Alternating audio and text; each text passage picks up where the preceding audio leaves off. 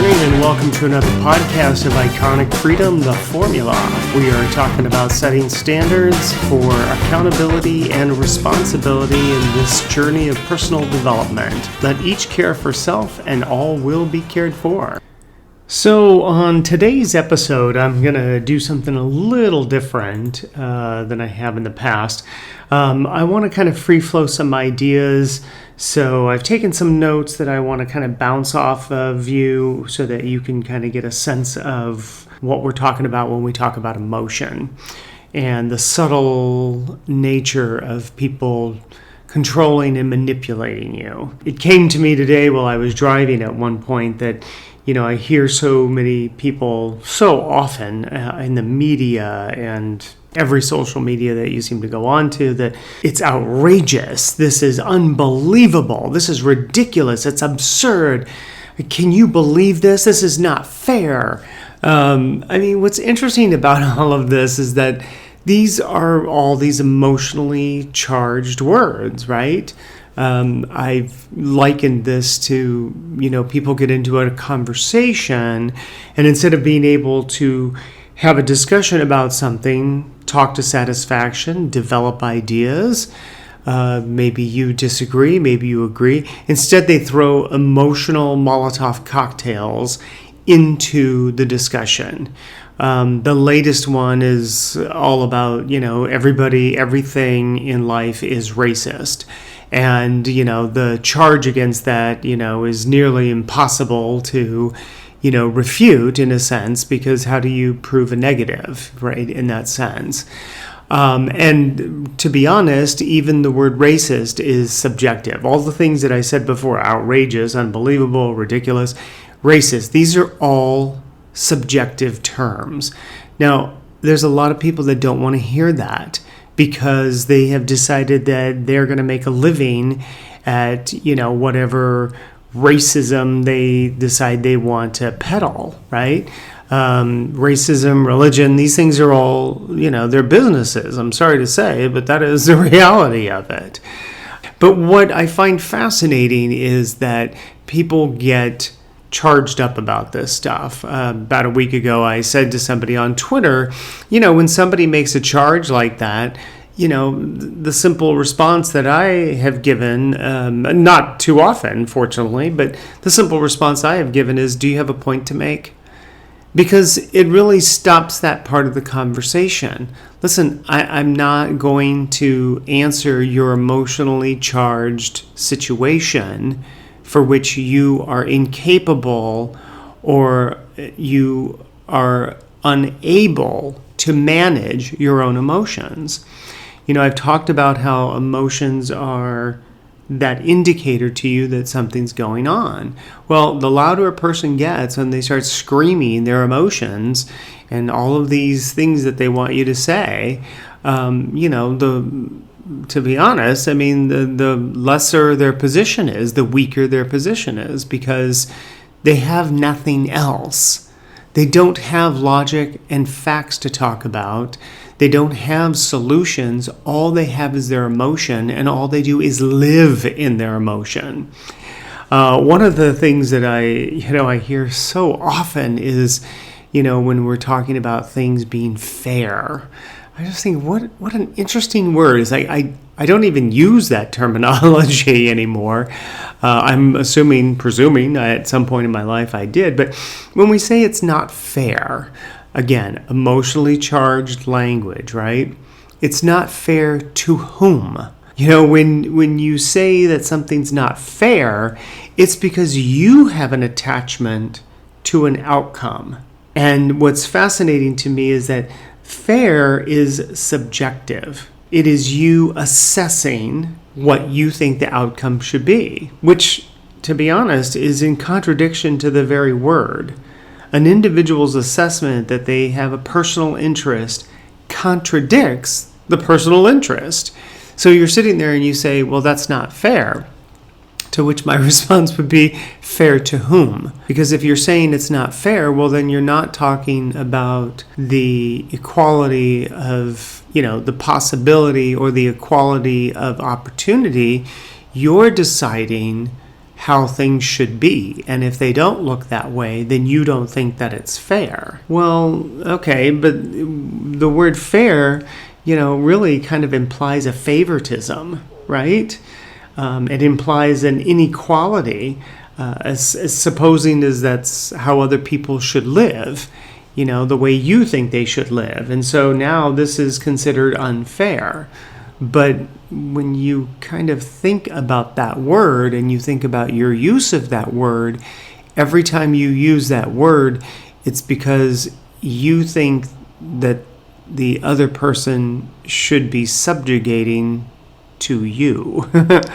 Now, it's okay if you decide, you want to determine what is correct for yourself. You want to set a standard, you want to live by that standard. Great, that's awesome. But you don't have the right to make that decision for others. And when people are talking about what's fair, what's not fair, and using that language, it gets very charged. They're really they are really revealing their prejudice or their bias. If someone's speaking about something being fair, you can know in that moment they're looking out for themselves, because it's an abstract word. It's subjective. It's prejudice, and they haven't thought it through. There's another technique that people use a lot, call it what you will, and I've said it to people before in conversation, that just came out of your mouth. And what's really funny is they look at me like, I have 3 heads. Well, whatever's coming out of your mouth, however you're languaging things, says everything about who you are internally. So, that old adage of, when a person gets drunk, it's like, oh, well, they say how they really feel. Well, actually, they do that all the time. You're just not paying attention to it, or you're distracted by the things, because when I hear people talk, I hear everything that comes out of their mouth. I hear the words they choose, the inflection, I hear the emotion. All of it is like right there in the front of my mind. I can hear it. And, a lot of times when you're talking to somebody, you can see their facial expressions and you see their hand gestures and all that kind of stuff. But what's fascinating to me about it is that a lot of people do not pay attention to these signals, right? They're listening to the noise, but the signals are on a lower frequency and they're telling you everything you want to know. So the piece I'd love for you to take away from that particular situation in that instance is that when people are saying something, when they turn around, they go, no, that's not what I meant to say. That's when, if you're not in your emotion and you've been able to be calm in that moment, that's when you realize they have revealed something to you that is a reality for them. Try to keep in mind when people want to argue with you, when they want to get into a back and forth with you, it's not about you. It's about them.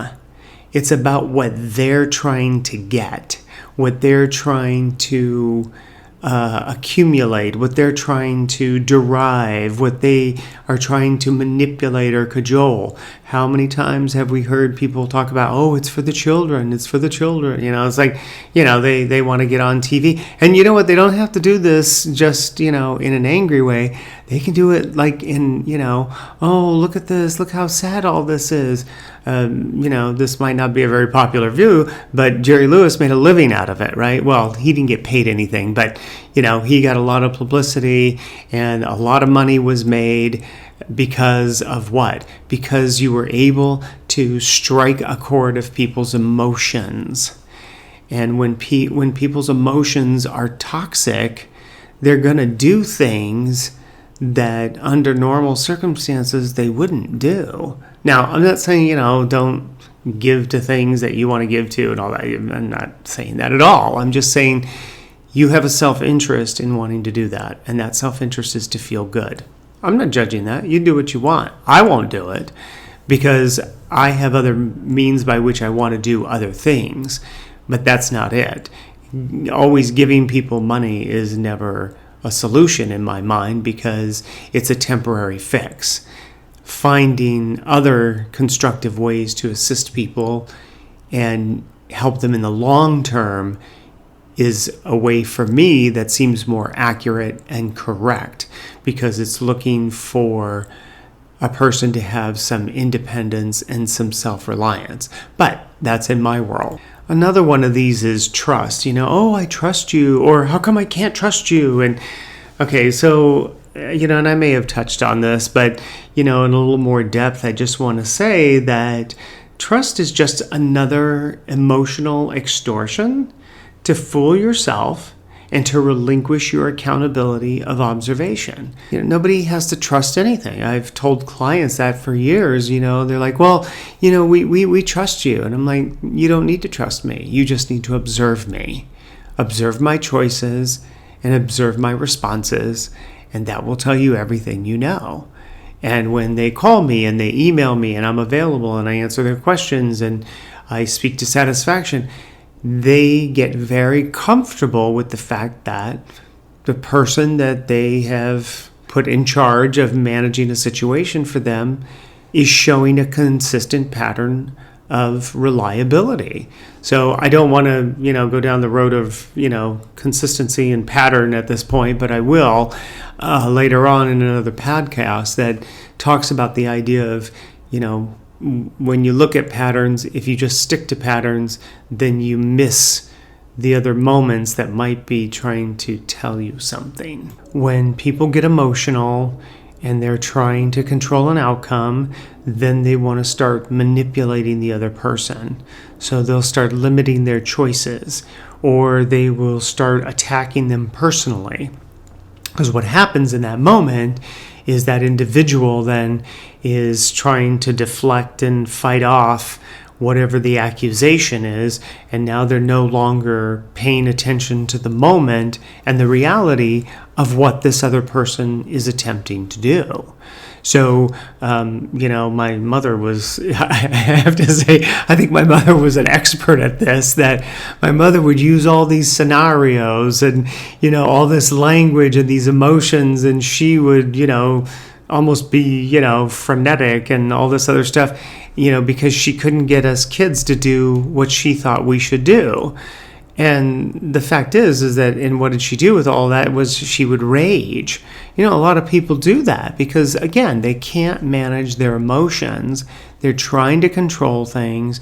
And when they're trying to control things and they can't control it, then their emotions start to escalate. And the more they can't control, the more they escalate. And the more they escalate, the more incendiary type of language they're going to use to come after you. So as you go through the week, listen for these cues that people are giving you when they're sitting there going, well, I believe this to be true. Okay, well, good for you. So what? But clearly there's an emotion behind that. And if there's an emotion behind that, there's a self-interest behind that has nothing to do with you, but everything about whatever their self-interest is and what they're trying to accomplish. People are sitting there saying, this is outrageous. We should be outraged. I can't believe people are not more outraged. They have an agenda. And whatever they're trying to do in that moment is, again, they're trying to throw that emotional Molotov cocktail right into the mix and to distract people, and trying to get them, and especially people that, may not be quite aware of certain things, trying to get them to pay attention to something, and then they start manipulating. So one of the other things that I want to touch base on when we're talking about emotion is your experiences, your self-assessment and your self-correction with those emotions. If you're a person that's been kind of an emotional junkie and you're moving yourself out of it, that's great. And the way you're going to do that, right, is through the comprehension of your own self-correction, your own self-assessment, right? That if you have a repetition of an experience that you're able to bring about comprehension for yourself, this will help move you towards something else. So you have this experience, so what are you going to do about it? So, one of the most popular, of course, is, people that are dating. Okay, so you have this experience, and what are you going to do about it? Are you looking at it and you're thinking, well, what could I do differently? Or would you do anything differently? Or do you just meander through your experiences, your future experiences, and you keep repeating the same experience and you keep getting the same outcome? So, if you're able to find an example in your own life of, here's an experience I had, here's how I reacted in it, or here's how I managed it, and then how could I do it differently? And take from that whatever you can, understanding that all of your experiences really are opportunities for you in your own self-development. I mean, really and truly, if all your experiences are almost, in a sense, life is urging you on to be your best self. Now, is that subjective? It is, in a sense, because I've described something, but if you observe it and you observe a person who's healthy, you'll see that as a person keeps evaluating and self-assessing and self-correcting, their life seems to turn in a direction that, for lack of a better term, appears more positive. One of the last things I want to just touch on is that there's in movies and television, all these miniseries things. I mean, there's so much emotion going on that's pulling and tugging at people. And to be honest, when a person is getting into that much emotion all the time, they're really just not wanting to be in reality. They're wanting to be somewhere else. They want to experience something else. But the reality is that they really are just creating more toxicity in their life rather than enjoying what is in their universe. Maybe the people, maybe a job, maybe their extracurricular activities, their hobbies. Instead of enjoying those things and exploring their own life, they're getting caught up in everyone else's life. It's one of the reasons why, frankly, I don't watch reality TV. There was a time in the very beginning that I started to watch it, and I found myself just moving away from it so quickly because all it becomes is a producer and a company and an organization making money off the backs of all of these people's ill health.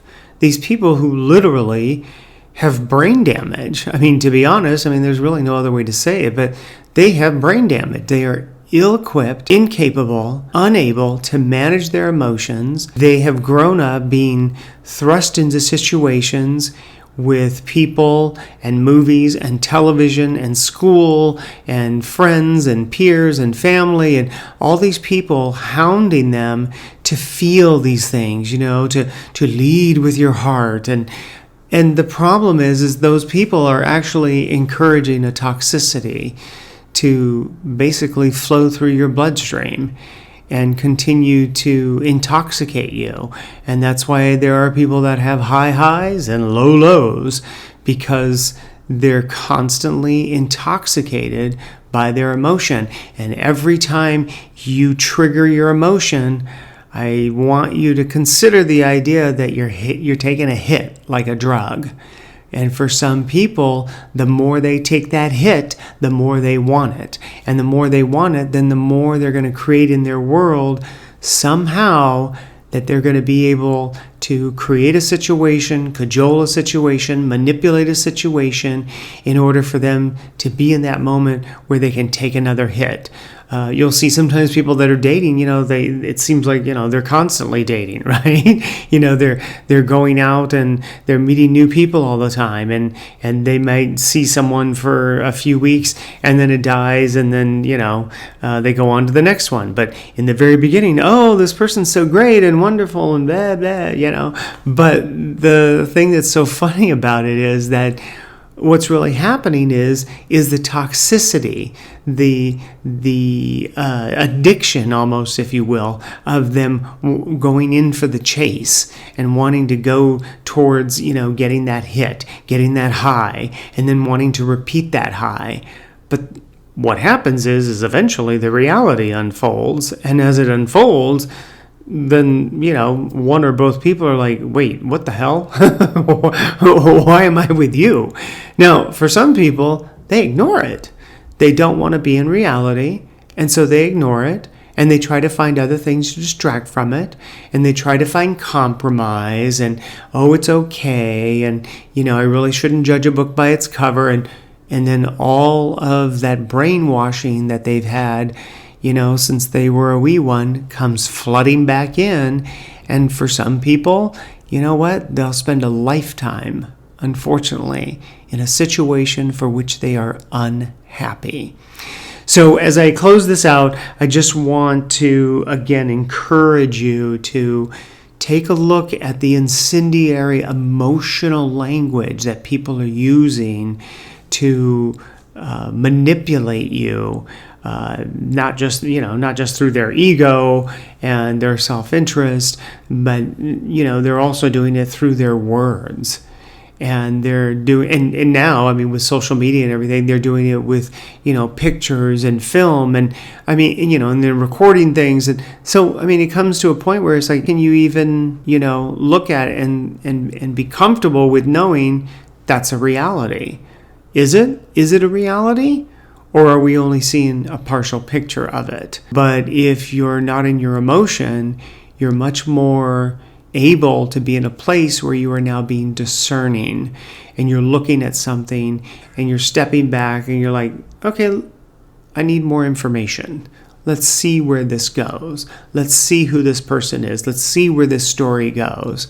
And you'll start to notice that, it happens a lot where it shoots out of the gate, it skyrockets up, and it comes crashing down. And we are at the end of another podcast. If you wouldn't mind hitting that like button and maybe sharing this with a friend or two, you never know what this might do for them. If you'd like to subscribe, feel free to do so. You can do that on the website, link down below. My email is there, so if you have a situation that you'd like me to cover on the podcast, that would be awesome. I'd be happy to do that. Send me an email. And if you'd like to be interviewed and tell your story about accountability and responsibility, send me an email.